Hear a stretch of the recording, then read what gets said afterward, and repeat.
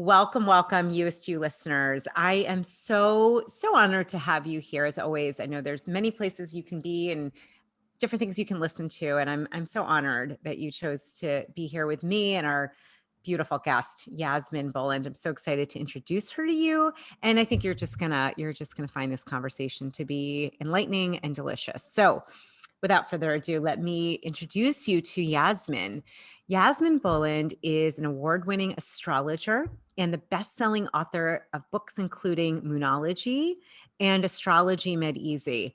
She is read by millions of people each month via her columns online and in magazines and newspapers around the world. Her Moonology Diaries 2019 and 2020 both sold out all over the world, and her work has been translated in more than 10 languages. So cool. You can read her horoscope at yasminboland.com or find her on Facebook at facebook.com/Yasmin Boland. As always, I will have plenty of updates in the show notes about our conversation. Sit back, enjoy, relax, and let me bring you in. Yasmin, so good to meet you and have you here today. Thank you, Julie. Lovely to be here. All right. So I want to start out. I have a lot of questions. This is one of my favorite topics. The premise of this whole show is the idea of being what I call your Youest you, which is really connected to your higher self. And I'm curious kind of to hear a little bit about how you've evolved as your Youest you, and how does astrology play into being your Youest you, my miast me? Like, how do they play together? Right. Gosh, I mean, I can tell you that as a child growing up in Tasmania, so I've just realized my phone needs a little boost here. I'm really sorry, guys. Do you want to just keep going here? Sorry about that. Perfect. So I can tell you, so how did I become my miast me?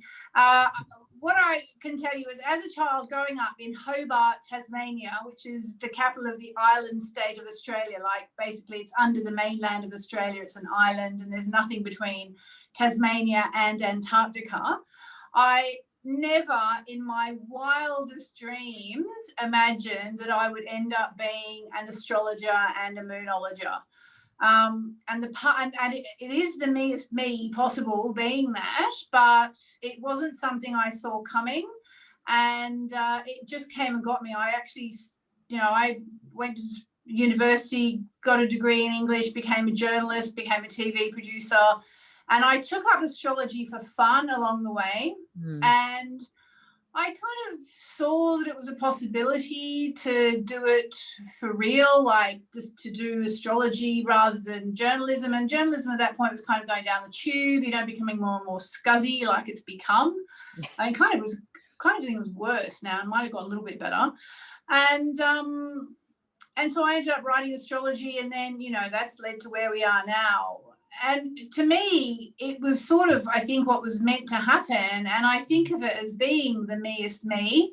But I certainly would never, ever have predicted it, so to speak, when I was, a teenager, say, or even in my early 20s. In my early 20s, I had a passing interest in numerology, and that was about it. So it really just came and got me. I didn't pursue it. So cool. So what I'm getting, I love this, is that, this is where it's so neat to kind of look back and see your love of astrology, which you had probably thought was just a fun on the side. I'll learn about it. Like, look what's happened. I mean, this is your calling. I mean, look what's moved through you. Yeah. For those, if you watch this on YouTube, Yasmin is surrounded by these like beautiful phases of the moon. Her clothing has some astrology, moons and stars. I mean, it's just that's so cool. What a cool story. What a cool story. I have a lot of questions. I'm going to manage myself as always.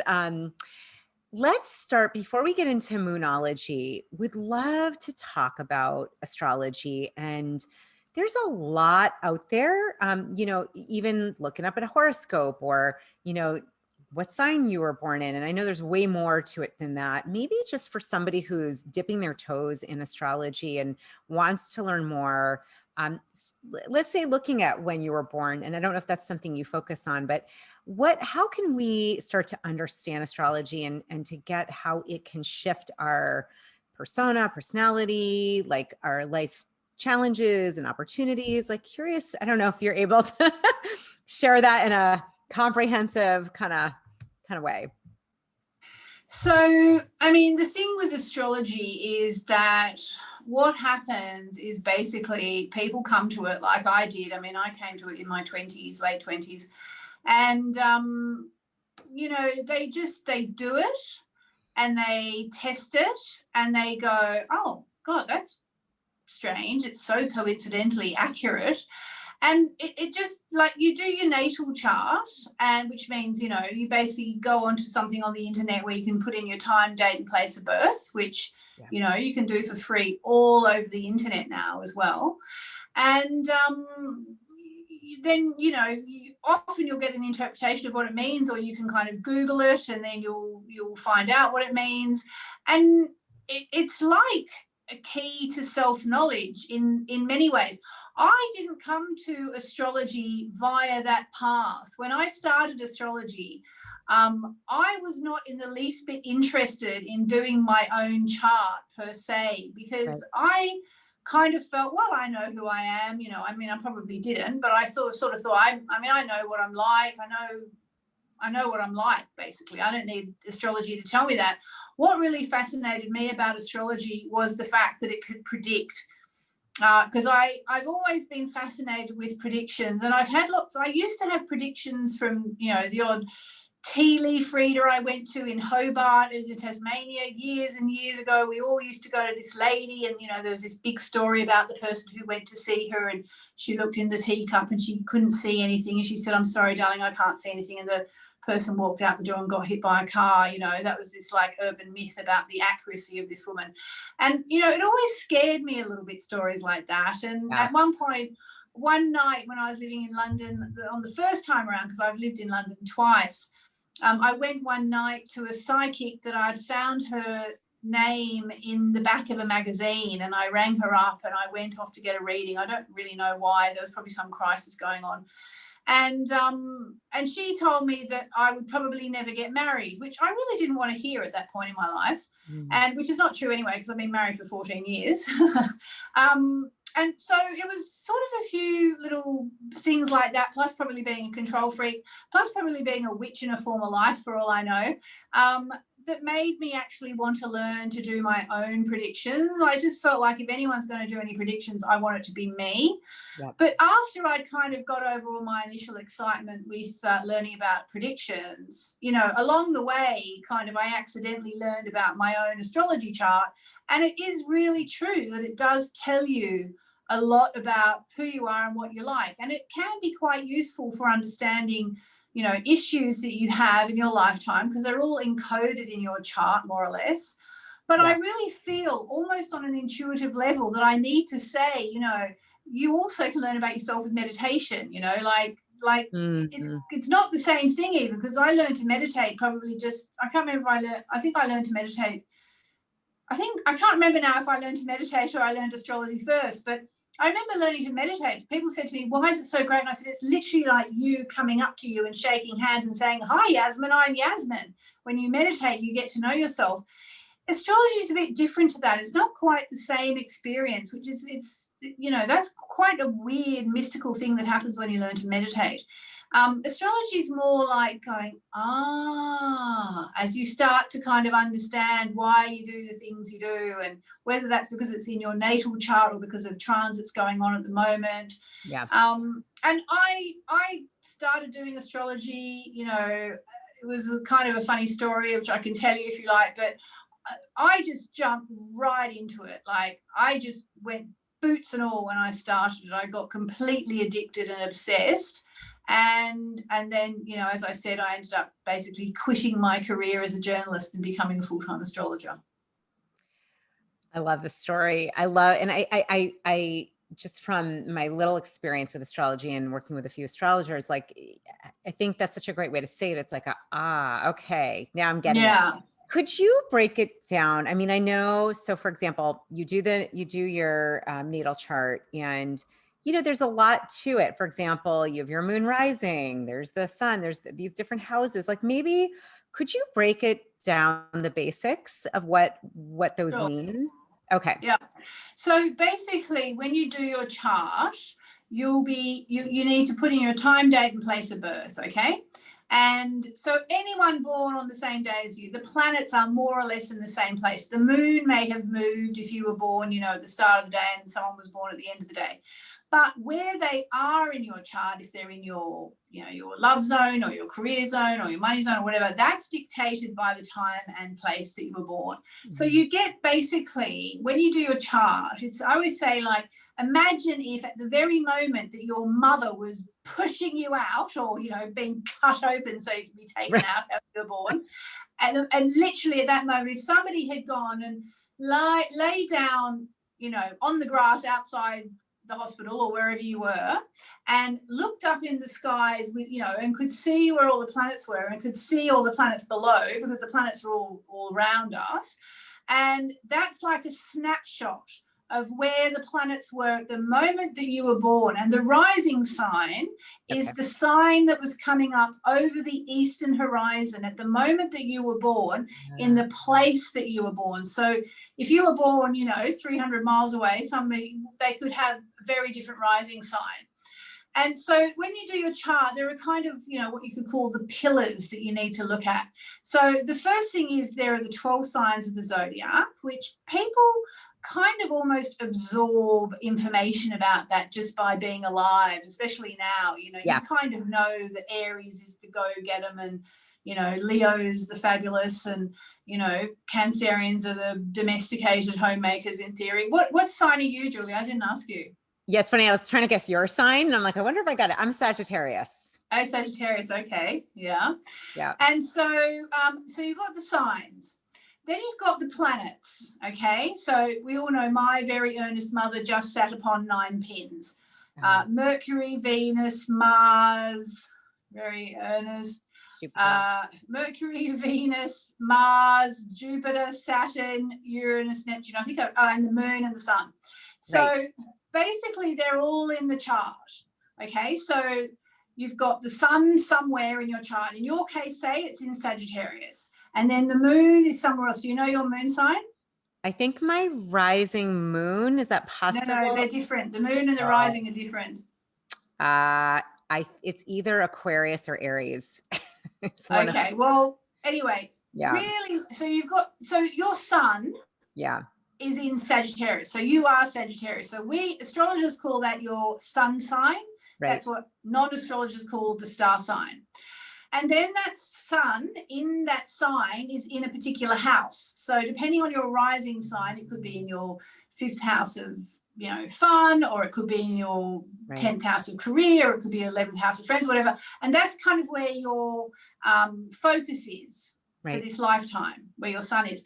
So when you do your chart for the first time, it can be a bit overwhelming because you've got all these planets, and then people put in planetoids like Chiron and Neptune, and and the asteroids, rather, not Neptune, Neptune's planet. They put all these asteroids in there and so on. I tend to work with just the 9 planets and Chiron and maybe Black Moon Lilith and a few other things like that. But anyway, the point is that what you want to do is you want to start looking at your sun, moon, and rising sign. So they're the 3 most important things to tune into, because like when we go to astrology conferences, people will have stickers that will say their name and their sun, moon, and rising sign, because that's really will tell you so much. Okay, so the sun is the essential you. The moon is what you need. I'm an Aries. Mercury is how you communicate. Okay. Venus is love and abundance. Mars is your drive, what drives you, and also your anger. Jupiter. Yeah, I keep thinking I'm missing something, but I'm not. Jupiter is basically luck and good fortune. Saturn is hard work and fear. Uranus is change and awakenings and rebellion, and where you do things differently. Neptune is the planet of dreams and illusions and poetry and deception and disappointment, but also soulmates. So, you know, it's kind of an interesting planet. And Pluto is the planet, well, it's a dwarf planet, but we still use it. And it's very much the planet of passion and power, but also paranoia. It symbolizes the life, birth, and death cycle. So it's basically so you basically start to learn about all the planets. But really, if you're starting out and you just want to get a taster, then start with the sun, moon, and rising. Sun, moon. And I know my moon is Aries. I'm like, it's Aries. I figured it out. Okay. So your moon is Aries and your rising is Aquarius, is it? Yeah. Yeah. Yeah. So you're Sagittarius with an Aries moon and Aquarius rising. Okay. So, you know, you're a bit of a fireball, basically. You've got your sun and your moon in a fire sign. Sagittarius is a fire sign. The moon in Aries is a fire sign. And then Aquarius rising. People think Aquarius is a water sign because it's the water bearer, but actually it's an air sign. And it's kind of quirky. It's also really, really good for working on the internet. But just also, I didn't mention, the rising sign is basically how you come across. So, you know, it's very much like, you know, in a way it's quite good because fire and air signs go together. So having, you know, you've got fire, air. So in a way that's quite easy for you because it's all compatible, you know. So you're at heart, you're a Sagittarius. So you're adventurous and cheerful and you look on the bright side. You come across as an Aquarian. So you come across as a bit quirky and a bit different and a bit, you know, forward looking and all that. And you need fire in your life. So it's kind of it's a good thing. I mean, you could argue it's a good thing to have a bit of everything because then you've got more different diverse parts of your personality. But at the same time, you kind of wouldn't necessarily want to be, say, a Sagittarius, which is this outgoing, fun-loving person with a Scorpio rising. I mean, not that you wouldn't want to be, but it's a little bit more conflicting, you know, whereas what you've got kind of fits quite nicely.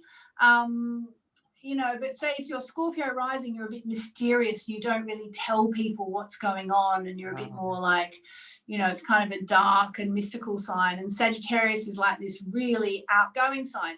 So, you know, that's why, I mean, it's kind of interesting when you learn astrology, you know, the proper way, unlike me who learned it backwards, because it does teach you a lot about yourself. Can I just say, if anyone out there is Sagittarius with Scorpio rising, I'm not saying it's a bad thing. I'm just saying that people don't necessarily see the real you when you walk in the door. So, because you might come across as this quite dark and mysterious person of few words, but actually once people get to know you, you're going to be completely different. And that's not a bad thing. But in your case, it's almost a case of what you see is what you get, you know, because you've got these compatible elements. Yeah, definitely. I'm like, yep, to the quirky out there. No, it's funny. It's interesting. I love how this is so helpful for everybody. The sun, the moon, and the rising really to start. And I didn't realize the rising is how you come across. I always thought it was your sun. And when I've read about Aquarius, I'm like, I really relate to that sign a lot. It's funny. But this is super. You can think of the rising sign as the mask you wear when you go to a party or you're in a social situation, you're meeting people for the first time. That's when you see people's rising signs. So people always say to me, oh, you're an astrologer, guess my sign. I'm like, well, I only met you 3.5 seconds ago, so I can probably guess your rising sign at a pinch, but it's much harder to guess the sun sign because that's the real you. Fascinating. So it's kind of under. So I have a question, and now this just kind of goes, we happen to be in, I'm going off for a second, but we happen to be in Mercury retrograde. And I think there's a lot of confusion. Yasmin, please help me, help everyone, to help ourselves. Oh my gosh, the Mercury retrograde book. I didn't realize that was right there. Yeah. Help us. What does that mean? Yeah, please. What do we do? How do we prepare? Like, I happen to notice, I don't know if I'm exceptionally connected to what's going out there celestial wise, but I am really noticing when it's Mercury retrograde, like different things are happening for me, especially with technology, especially with emotions. Like Right. Well, for one thing, being Aquarius rising, you're going to be quite connected to technology because it's a very technological sign, which is why it's quite good for you to be doing work on the internet. Mm. Yeah, I mean, look, I wrote this book a couple of years ago with Kim Farnell, who's a UK astrologer. And, you know, the reason that I wrote it was because I wanted to dispel all this sort of mythology around Mercury retrogrades evil or bad luck or terrible. It's basically a chance to rethink, revisit, revise, revamp. You know, what have we got in the cover?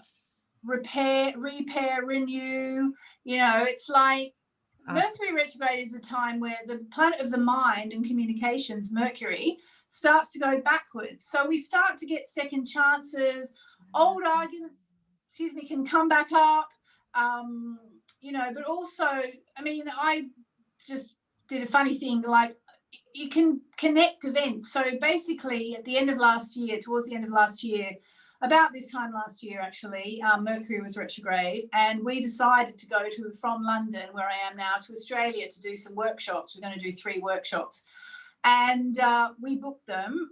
And we booked them for February because my son would have been on holidays, and well, he was on holidays. And anyway, then COVID-19 broke out, so we had to reschedule, which was kind of typical because we'd booked it under Mercury retrograde. And when we were going to be doing them in February, which we had no choice on the dates because it was school holidays, Mercury was retrograde. And I said, oh, you know, typical, we have to reschedule. I booked it when Mercury was retrograde, I booked it for a Mercury retrograde cycle. So we moved it to June. And we thought, hopefully COVID-19 will be over by then.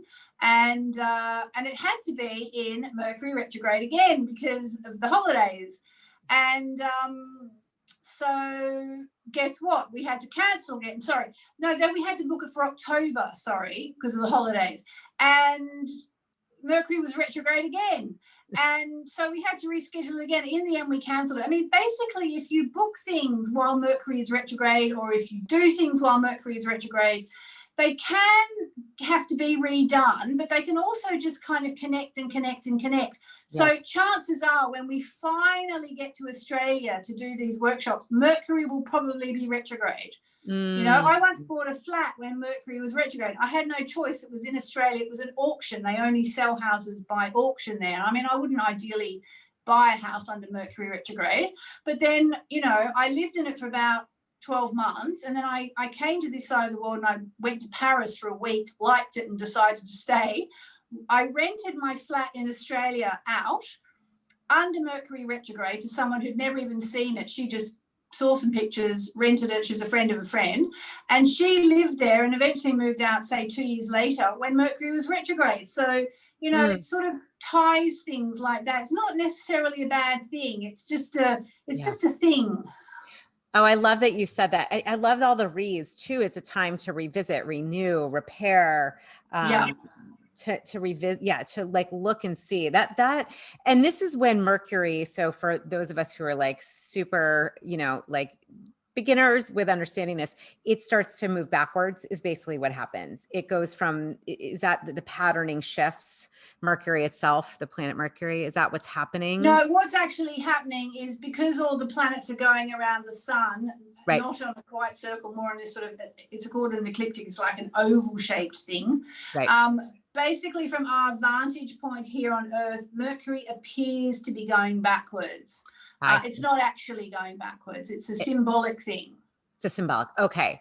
Got it. Thank you. I'm like, I have a feeling that'd be strange if it could go. Okay. That makes a lot more sense. It appears to be. Can you talk to us? I love what you've created, Moonology. What does that mean? How do we start to really connect more deeply with the moon? If I can just share in 2 seconds, Yasmin, Don't rush. It's okay. There's no need to rush. Okay. Well, I want to be so respectful of your time. And also, this is a big one. I will tell you, I've had a couple times in my life, where I've had this very intuitive knowing, and it literally felt like I looked at the moon and it felt like the moon was speaking to me. I think of it now, I talk to her like she's my grandmother, like my grandmother moon is what I call her. And I don't know if you've heard that before, but I've always been super curious, like, what it feels very mystical to me, the moon as an entity. And I mean, as much as you can share in the short snippets about moonology and what you study and what you've learned and what what you teach about the moon, I think would be great. Okay. So, where do I begin? I mean, women have worked with the moon for hundreds or even thousands of years. And if you look through the history of astrology, basically all the books that were written, until last century, most of them, 99% of them, were written by men who were, who became quite famous. There's lots of very famous male astrologers, from William Lilly to Alan Leo to Robert Hand to, all sorts of people. And women were actually doing astrology. Like, hey, we were witches. We were doing our kitchen witching. We were looking at the moon. We were looking at Venus, which is the planet of femininity as well as of love and abundance.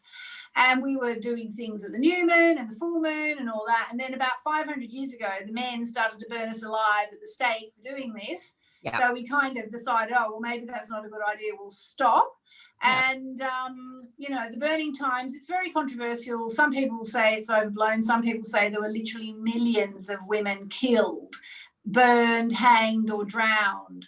And so for being, in inverted commas, witches, and something like working with the moon would definitely have got you burned, drowned, or hanged at the wrong moment in history. So basically what happened was that people stopped doing it.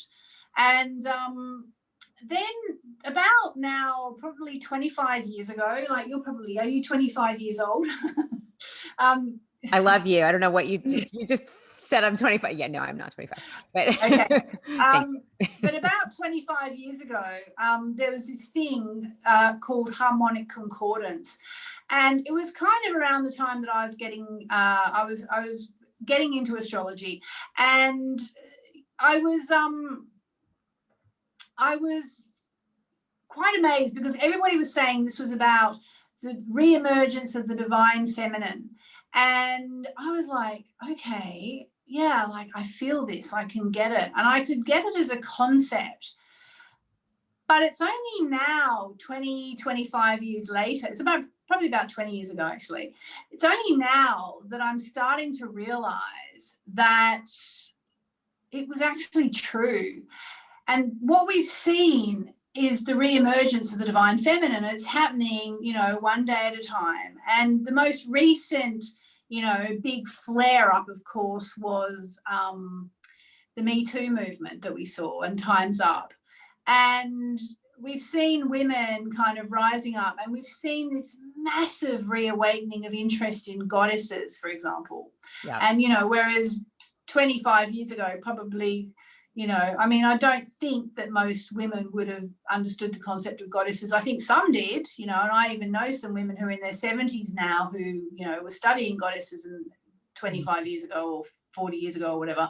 But, most people didn't really understand it. My parents are from an island called Malta, which is in the Mediterranean, and there was a goddess temple there. And my dad, who was a really lovely, open-minded Christian, said, oh, yes, darling, I think there was a pagan thing up there, because like for him, for those people, anything that wasn't Christian was evil. And I was like, pagan's okay. And he said, no, devil worshipping. I'm like, no, Dad, it was goddess worshipping, actually. Mm-hmm. So anyway, things have started to change, as we all can feel. Like every woman on the planet today, pretty much, can feel that things have started to change. Would you agree with that? Yeah, it's funny as you're saying that. I was like, I have chills all over my entire body. I'm not trying to do that. I mean, it's on my arms, my legs. I'm like, whatever's going through me we're in agreement. Yes. Yeah. Good.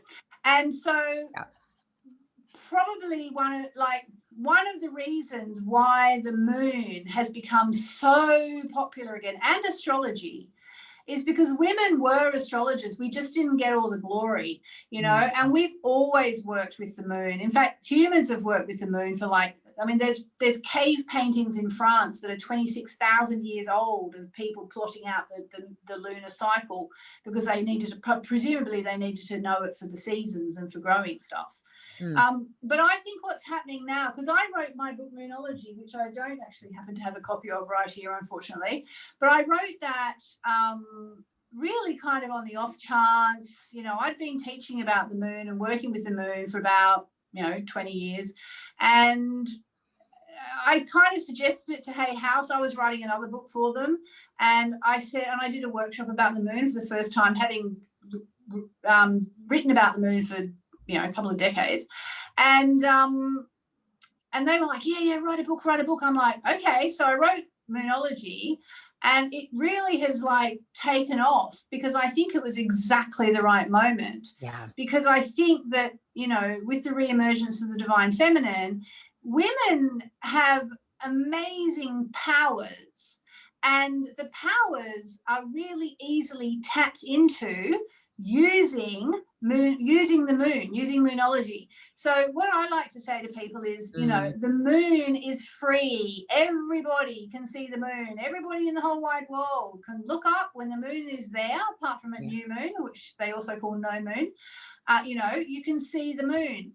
And so what we do in Moonology is we just follow the moon through the lunar cycle, from the new quarter moon, full moon, quarter moon, and back to new moon. And it's literally changing people's lives. Like, I can't tell you the number of emails I've had from women around the world who've told me, this has changed my life, and that they've started to learn how to manifest, which is one of the biggest things. Because women, what are we? We are creators. That's the big thing, isn't it? We create life with our body. We can have a baby. Not everybody does, but we can do it. Or, most women can do it. And then there's creation like art or writing or, whatever you want to create. I always make the thing about some people create spreadsheets. Everybody has a different thing. Right. But ultimately we are creators, and the best life is a creative life. I think most people would agree that you feel you're doing more than just going to work and paying your bills. And with the moon, you can learn actually how to create, but in a really magical and mystical way. And that's basically what I teach with Moonology. All right. Well, of course, that's like a cliffhanger. So before we start to wrap, could you give a few more? We can talk a bit longer. I know I said I don't have much time, but I don't want to cut you off. I've probably talked too much. So no, Yasmin, this is, as I said in the beginning, this is so delicious. And I can hear like questions. Okay. How do I manifest and create with the moon? How do I use, is it the full moon is it the new moon? Like, how do we do that? Is there a way to even quickly give some ideas or ways? Yes, there is. There's actually what you could call a very simple formula to do it. Okay. So, but it is two-part. So basically, it involves working at the time of the new moon and the time of the full moon, which comes every 2 weeks. Okay. So we just had the new moon, and then in about a week or so, we'll be having the full moon. And then after 2 weeks later, we'll have another new moon. And then 2 weeks later, we'll have another full moon. It just goes round and round and round and round and round. And you've got from new moon to full moon is called the waxing cycle, when the moon is getting bigger every night until we get the climax of the full moon. And then after that, we go into the waning cycle. That's from full moon back to new moon. And that's when the moon is getting smaller every night. So basically what you want to do is you really want to make your wishes or set your intentions or write down your goals or make your commitments to yourself at just after the new moon, as close to after the new moon as you can get. And it's basically kind of what you might call a very yin time, Y-I-N, because it's you can't see the moon, it's dark in the skies, and it's like when you plant a seed. If you've ever planted a seed and you have to sort of stick it through a little bit into the soil and then you cover it up with the soil. And that's basically what you're doing at the new moon, is you're planting the seeds. And then you use the waxing cycle, which goes through the crescent moon, and then you get the first quarter, then you get the gibbous moon when the moon is nearly full. Gibbous means bulging, and it's like it's bulging with stuff. And then you get the full moon, and then you get this sort of emotional explosion, which we all go a little bit crazy. And it's a time to see what's manifested and what hasn't. And if your dreams, you know, have fallen flat for whatever reason, sometimes, you know, obviously, hopefully, plenty of your wishes have come true. I used to say make up to 10. And in fact, in Moonology, I say make up to 10. But these days, I tend to just make fewer, because I think you can focus your energy better on fewer. And then I sometimes I just have what they call a big, hairy, audacious goal, just one big goal that I'm working on, and then steps that I can take. That's what you do when you set your intentions.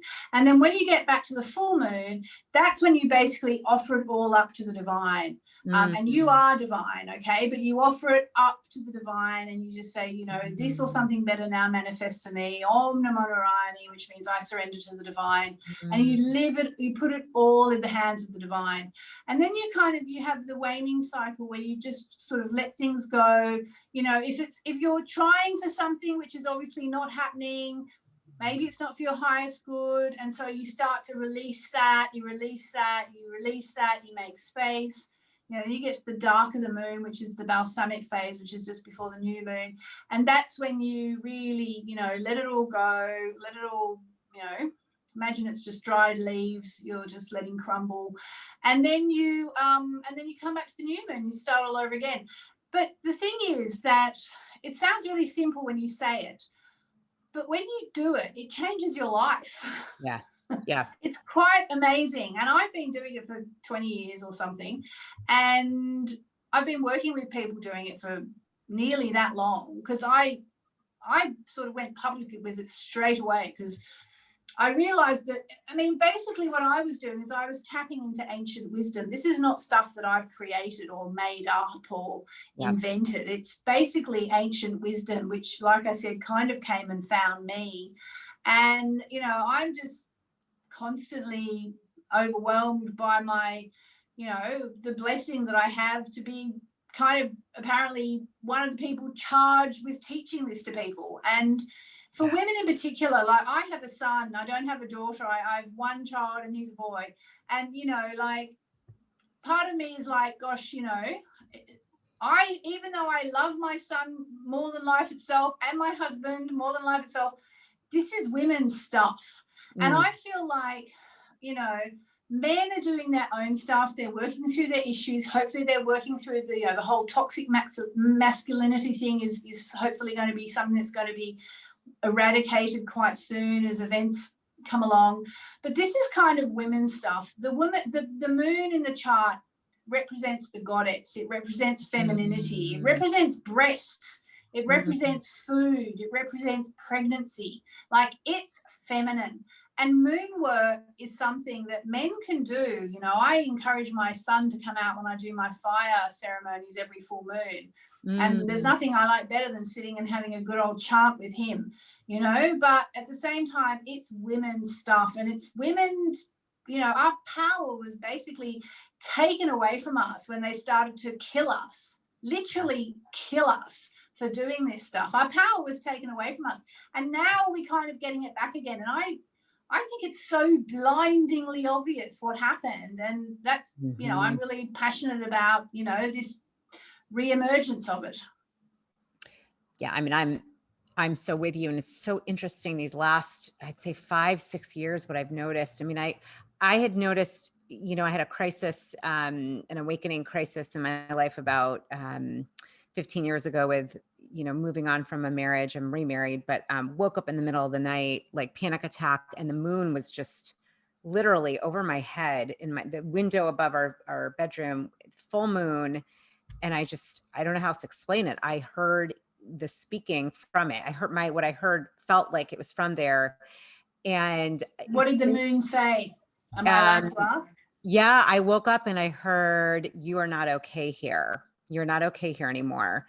And I remember, I mean, I felt like it's just hard to explain, but it was like I had perhaps been asleep to this. I'd always felt very connected to it and to nature, but I was like, what the heck? Like, there's something, I could feel the energy moving in and out. I could feel the glowing of it, and like I was protected and guided, but it was a big awakening. And I've had this a couple other times in my life where I've looked it's always full, and it literally feels like it's speaking to me. And then just, of course, just reading and getting into it, and learning more, like what you're talking about, the new moon and the full moon and how to honor it.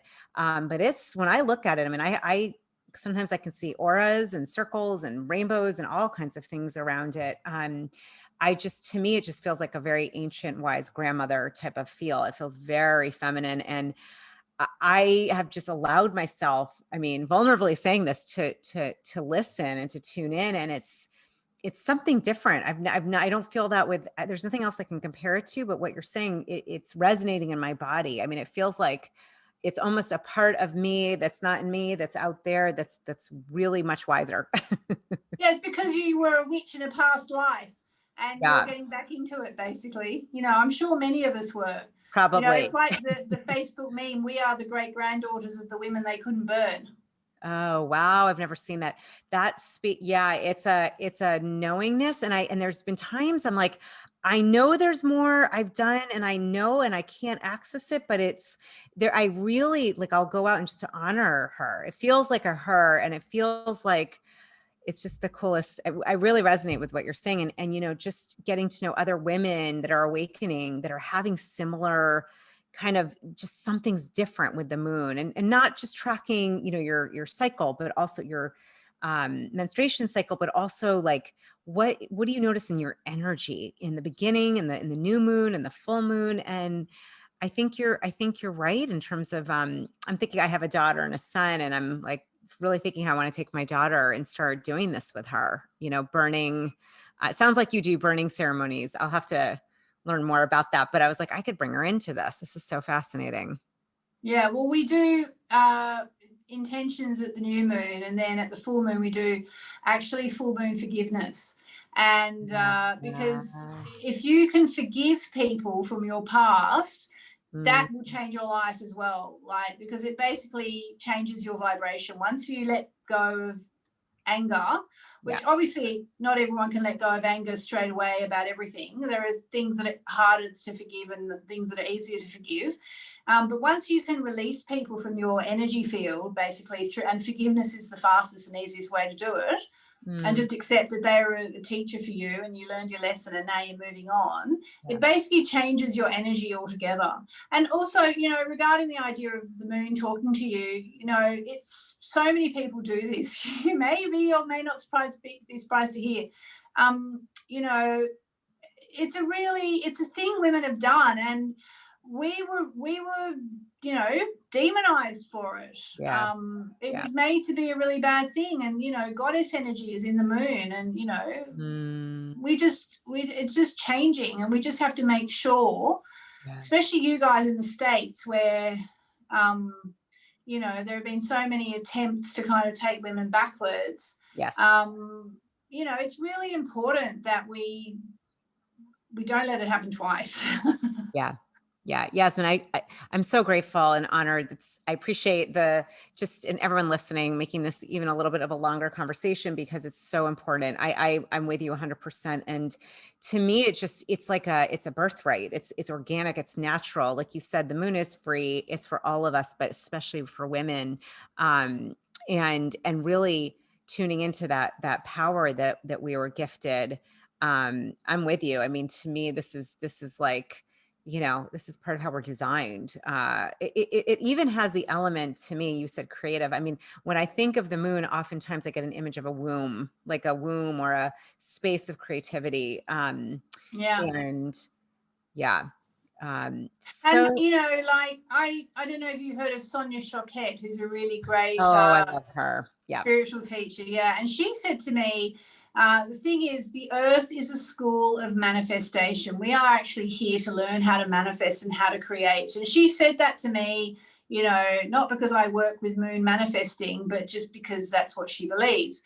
And she said, the thing is, think about it. The moon's frequency is perfect, because basically the moon in astrology, I told you, it's all about the mother and breasts and feeding and femininity, but it's also about, and you can see it's the same kind of lexicon. It's feelings. It's the same lexical field, I think it's called. It's like they're all part of the same thing. Feelings. And how do we manifest? We manifest from our feelings, you know? And so, of course, it makes complete sense that this whole, I mean, I literally just got dragged into this. So I've kind of had to learn it all as I went along, because it just happened to me. Like one minute I was a journalist, the next minute I'm doing this. So I've had to learn it like everybody else. But it makes complete sense. We manifest with the moon, because the moon, you know, affects our feelings, and we manifest with our feelings. And just one other thing, Julie, just to say, you know, you were saying you often go out and talk to the moon or whatever. It's so important, if you can, to get out in the moonlight every now and then. It's just so good for you. There's even, like, in the New Scientist magazine in the UK last month, there was a report about, you know, the benefits of moonlight, basically, in the natural world. So good to get out there. It doesn't have to be full moon. It could just be anytime you can see the moon, or, you know, just get out there. And, you know, we're renovating our house, and my husband and I are arguing about whether I can chop into one of the rooms we're going to add and just make it into a little moon deck. So I can just sit out there and soak up the moonlight. I vote for yes. You have Moonology. Yes, I'm like, given you and your passion, I vote for a big yes for that. Me too. Yeah, let him know you've got a second in your corner. Yes to the moon deck. That's amazing. Yes, I love that exactly. idea. Thank you. Yes. What a gift. Seriously, this has been, I always say when I forget I'm even recording, and it's just what a delightful, just really pertinent conversation. One of the things, the way I always end, I call them heart flares, when there's like something on your heart that maybe it's a word of wisdom or something that I didn't ask you, or that you want to just leave the audience, the listeners with. Is there any heart flare, Yasmin, or moon flare? Moon flare. Moon flare. I guess the moon flare would be that no matter where you are and no matter what you've been through, try this method, because it can get you out of where you are to where you want to be. And it will. You just have to do it. Yeah. So powerful. Thank you. That was a powerful moon. I'm going to call it a moon flare. Never done that before. It is a moon flare. I can feel it. What a gift. You are such a light, really. And I'm so grateful for your time, your energy, your wisdom. And just thank you for gracing us. This was so fascinating. Thank you. Love what you're doing. And thank you, beautiful, sacred soul, dear listener. I hope this was illuminating for you as well. And just as Yasmin said, get thee to moonlight. Go and get some moonlight. And especially, you know, check out all of Yasmin's work and horoscopes and books. And we'll have that in the show notes so that you can really stay connected. Thank you so, so much, Yasmin. Thank you, Julie. I hope we meet one day. Me too.